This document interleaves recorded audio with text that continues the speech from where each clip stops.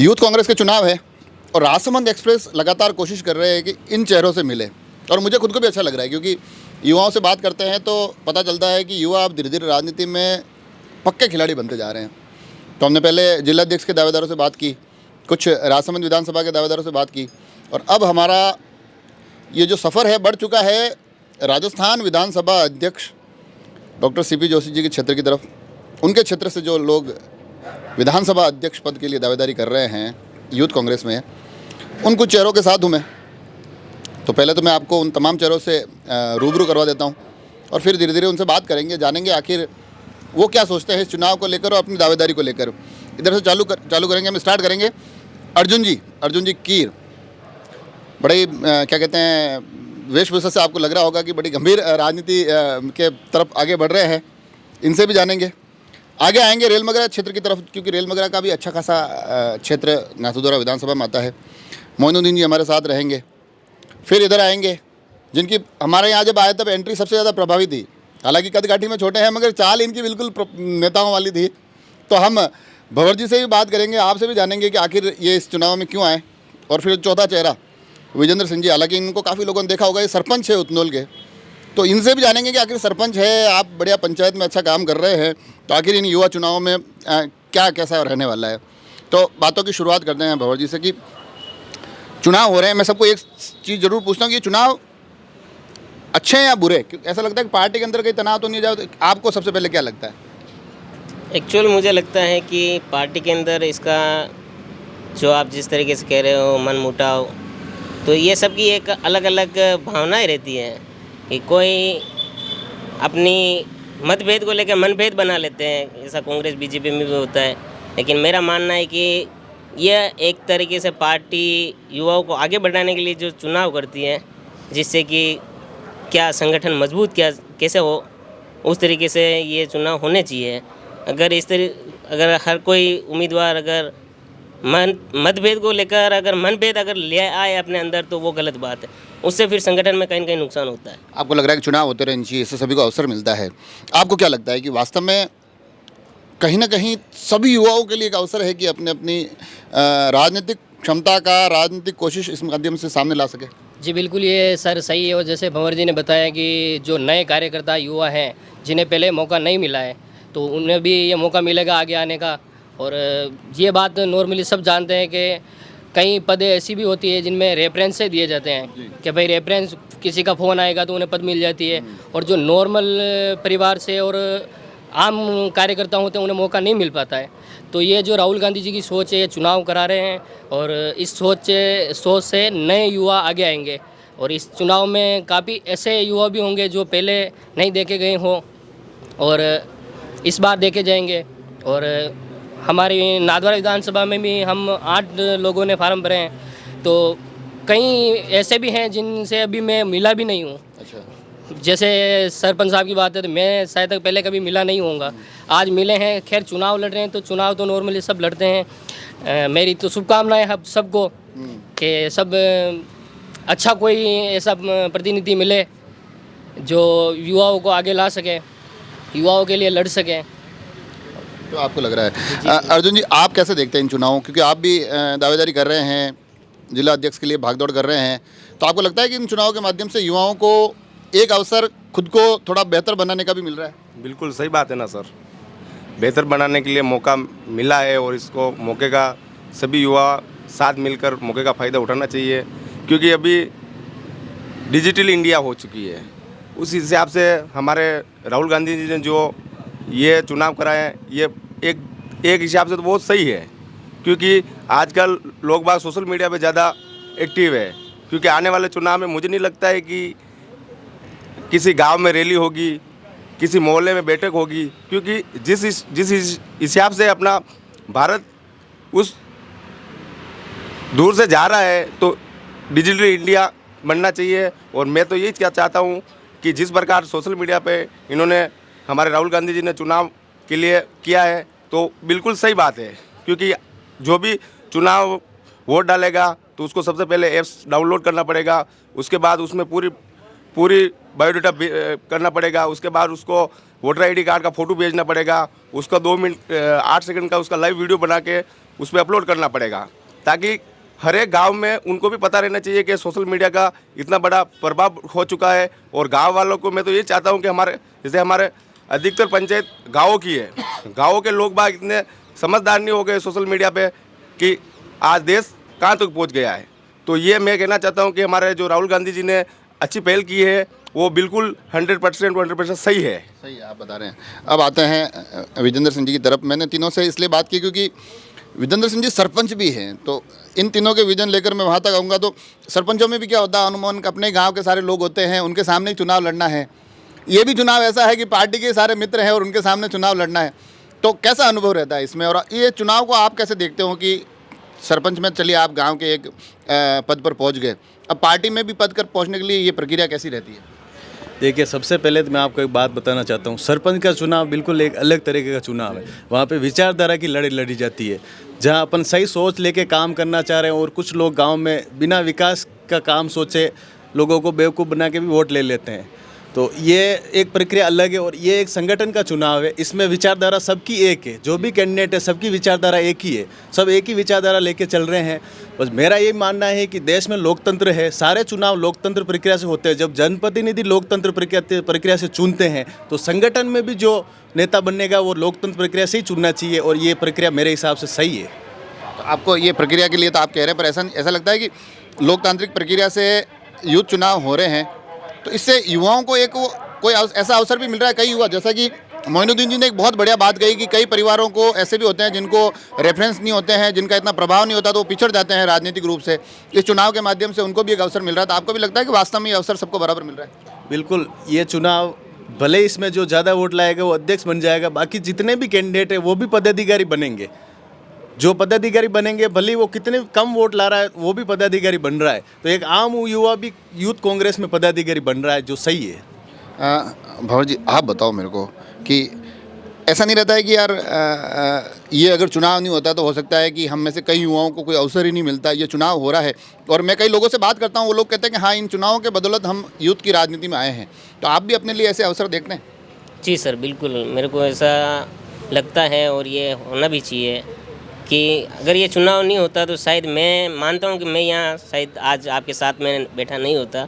इसका मुख्य रीज़न ये है कि मेरे दूर दूर तक कहीं पे भी राजनीतिक संबंध नहीं है किसी प्रकार से, ना कहीं चाचा ना मामा, किसी तरह से राजनीतिक कोई सी भी पार्टी हो, किसी से कोई संपर्क नहीं है।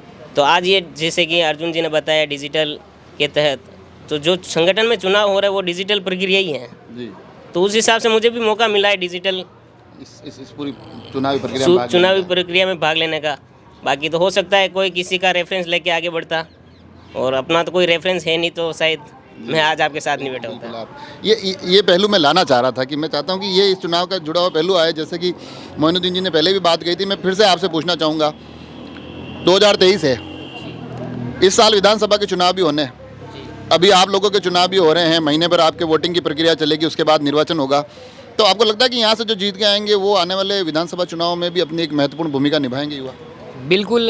जहाँ तक हमारी नादौरा विधानसभा की बात करें तो सीपी जोशी साहब की बात करें तो विकास की बात भी करें तो विकास तो बहुत सारा हुआ है और आने वाले टाइम में भी होगा, और कांग्रेस की सरकार बनेगी और हमारे सीपी जोशी साहब माननीय मुख्यमंत्री महोदय अशोक जी गहलोत। आप लोगों की कैसी भूमिका रहेगी? भूमिका मुझे लगता है कि हमें ज़्यादा महत्व भी दिया जाएगा, क्योंकि चुनाव जीत के जो भी आएंगे, भले ज़रूरी नहीं है कि मैं हार गया, जैसा कि सर ने बताया कि पद तो सबको मिलेगी, तो महत्वता सबको मिलेगी, और मुझे लगता है कि हमें भी आगे रखा जाएगा, इसमें युवाओं को आगे लाया जाएगा। आपको लगता है क्या कि भाई अगर चुनाव जीत गए या चुनाव लड़ रहे हैं, लोगों से मिल रहे हैं, तो 2023 का जब चुनाव होगा तब यूँ होगा कि यार भाई ये लोग उस चुनाव में भागदौड़ कर रहे थे, तो इनसे भी इनके अनुभव हमारे को राजनीति में लाभ के लिए लेने चाहिए? बिल्कुल लेने चाहिए ना सर। जिस प्रकार आज से नहीं, पहले भी सालों से विधानसभा अध्यक्ष बनते आ रहे हैं, जिस प्रकार मैंने बहुत सारे विधानसभा अध्यक्ष बने, लेकिन हमारे ग्रामीण बेल्ट से कोई विधानसभा अध्यक्ष नहीं बना। तो मैं तो ये चाहता हूँ कि हमारे ग्रामीण बेल्ट जो अहम भूमिका निभाते हैं चुनाव में, और नादौरा विधानसभा में तो अधिकतर वोट ग्रामीण क्षेत्रों में, जैसे मेरी पंचायत ले लेता हूँ, मेरी पंचायत है, मेरे पंचायत का मेरा बूथ है नैनपुरिया बूथ, क्योंकि इससे ये फ़ायदा मिलेगा कि आज मैं एक छोटे से गांव से आया हूँ, वहाँ बूथ पे 100% नहीं कह सकता हूँ मैं, 80% वोट कांग्रेस को मिलते हैं। क्योंकि आज मैं इस कदम पे आया तो मेरा बूथ मजबूत है, इसलिए मैं ये विधानसभा का चुनाव लड़ रहा हूँ। इस हिसाब से मैं तो सभी भाइयों से कहना चाहता हूँ कि ये तो अपने पार्टी की विचारधारा का चुनाव है और इसमें अपन चुनाव लड़े या कोई लास्ट आवे फर्स्ट आवे, उससे कोई अपन को फायदा नहीं। लेकिन जो चुनाव आने वाला है उसमें मैं सभी भाइयों से कहना चाहता हूं कि आपकी ये भूमिका, जिस प्रकार से अभी अपन किस प्रकार से विधानसभा अपने अध्यक्ष के लिए अपन चुनाव ले दौड़ रहे हैं, तो मैं तो ये कहना चाहता हूं कि आने वाले चुनाव, विधानसभा का जो चुनाव होगा उसमें भी अपन की ये अहम भूमिका होनी चाहिए। अगर नहीं करेगा तो फिर मतलब नहीं है। उन भूमिकाओं की बात कर रहे हैं। एक पहलू बार बार निकल के आ रहा है, एक चीज़ सब जने बार बार कह रहे हैं कि यार और कुछ होनी हो, हम लोग मिल तो रहे हैं, कम से कम आज 4 लोग यहाँ साथ बैठे हैं, एक दूसरे से पहली बार मिले।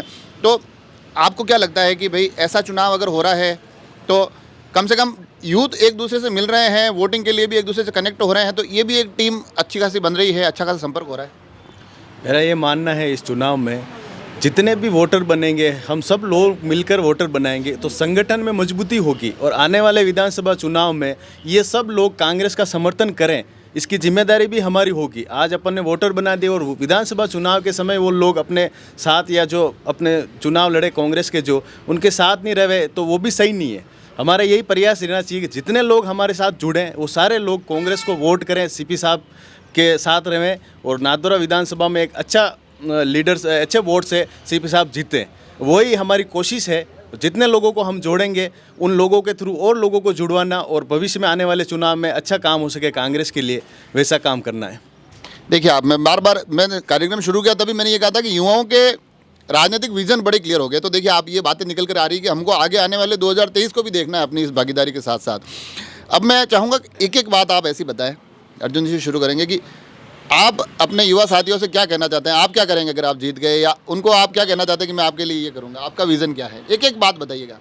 बिल्कुल सर, जैसे हमारे नाथद्वारा के विधायक श्रीमान सीपी साहब हमारे विधायक हैं, उनके नेतृत्व में हम जो छोटे से बड़े काम करते हैं, उनकी बागडोर हमारे देवकीनंदन काका साहब भी उनकी बागडोर संभाली हुई है, वो भी हमारे जनसेवक है, हमारे लोकप्रियता काका साहब से भी है।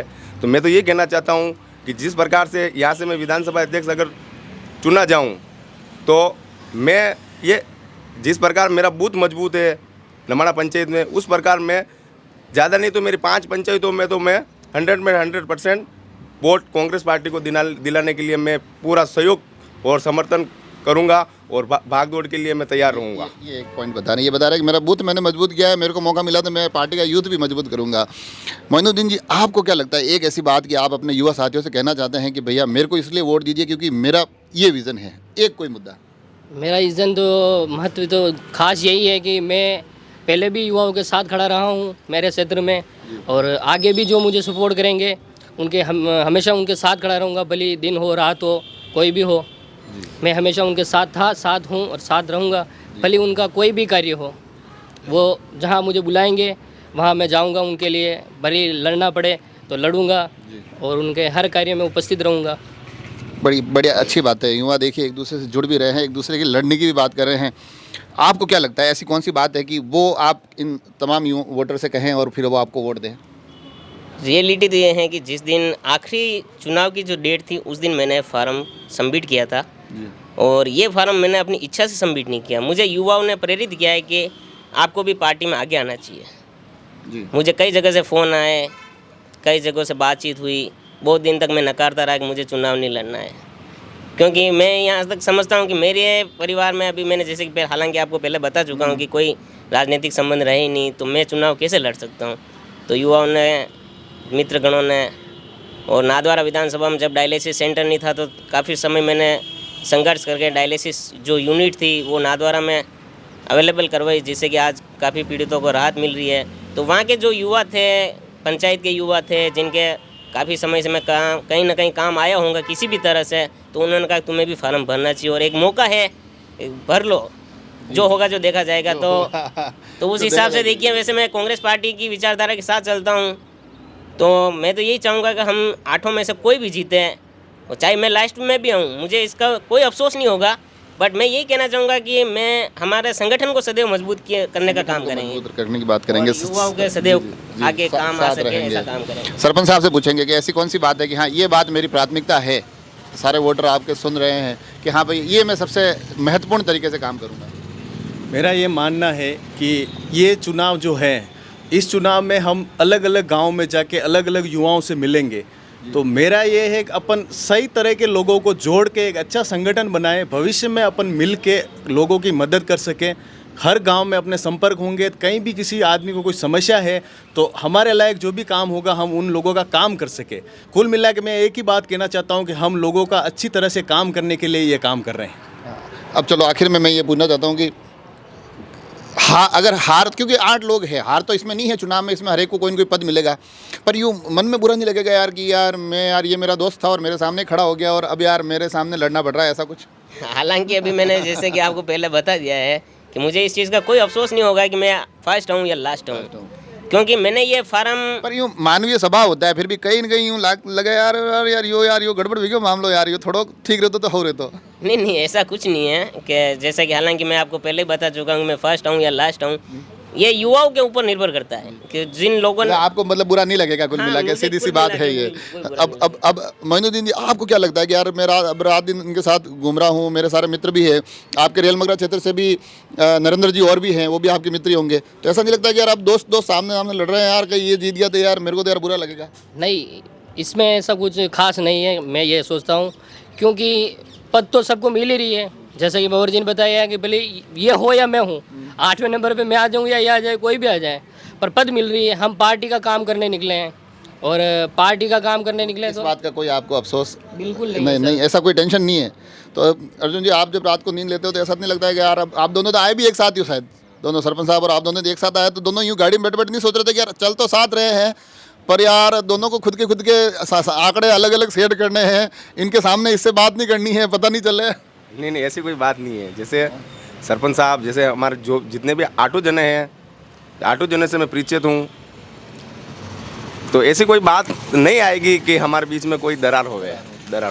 वैसे तो एक यही बात कहना चाहता हूँ कि जैसे छोटी मोटी चीज़ तो होती रहती पार्टी में और होता भी है। देखो ऐसी बात नहीं है कि मन मुटाव नहीं होता है, मन मुटाव तो होता है, क्योंकि आदमी दिखावा नहीं करता है लेकिन मन में तो रखता है ना, नहीं रखता है क्या साहब? कोई आप थोड़े देखो, ये हल्की फुल्की देखो, ये सच भी है, मानव स्वभाव है, इसमें कुछ बुरा भी नहीं है। और सरपंच साहब से भी यही सवाल पूछेंगे, और सरपंचों में तो इसलिए क्योंकि सरपंचों के चुनाव तो ऐसे हैं कि चुनाव खत्म होते ही आपस में माथाफोड़ी होनी है, दुश्मन बनने ही बनने हैं, ये दे है। तो यहाँ पे भी ऐसा नहीं लग रहा है कि यार ये इनके साथ तो भाइयों के साथ फौरन तो भर दिया है, अर्जुन जी मेरी गाड़ी में भी थे, पर इनके उतरते ही अपने आंकड़े वापस दूसरे नए सेट करने। देखो मैंने आपको पहले ही बताया है, सरपंच वाले चुनाव एक विचारधारा के चुनाव है, उसमें मनमुटाव होना वाजिब है और लगातार लंबे समय तक व्यवस्था रहेगी एक दूसरे के सामने में, ये क्लियर है। पर ये जो चुनाव एक संगठन का और एक ही विचारधारा के लोग बैठे हुए हैं हम यहाँ पे, भले कोई हारे जीते पर सबकी विचार एक ही तरह के हैं, इसीलिए इस तरह का मनमुटाव मेरे हिसाब से किसी में आपस में नहीं होने वाला। चलिए कांग्रेस की बात करते हैं। अब कांग्रेस में आपका सबसे फेवरेट नेता कौन है? कांग्रेस में सबसे फेवरेट नेता की बात करें तो मैं डॉक्टर सीपी जोशी का नाम पहले लूँगा जी, क्योंकि उन्होंने आज दिन तक मैं अभी विधानसभा क्षेत्र देखता हूँ मेरा पूरा, जैसा कि अभी पहले मेंबरशिप हुई थी उसमें मैं पीओसी बनाया गया था 3rd पे, तो उस हिसाब से मैंने पूरी विधानसभा घूमी है।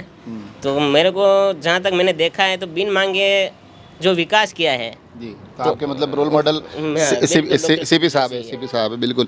हाँ अर्जुन जी आपका कौन है रोल मॉडल कि हाँ ये मेरा नेता, मेरा सबसे फेवरेट नेता ये है कांग्रेस में? मैं बीजेपी से भी हो तो मेरे को कोई तकलीफ नहीं है, पर फिर भी कांग्रेस से मेरा फेवरेट नेता है देवकी नंदन जी गुजर काका साहब, क्योंकि उस व्यक्ति को मैंने इस उम्र में हमारे साथ में रह के जो काम किया देवजी काका जी ने, वो काम शायद पूरे राजस्थान में कोई जनसेवक नहीं कर सकता है, क्योंकि हम तो उन्हीं को आदर्श मानेंगे।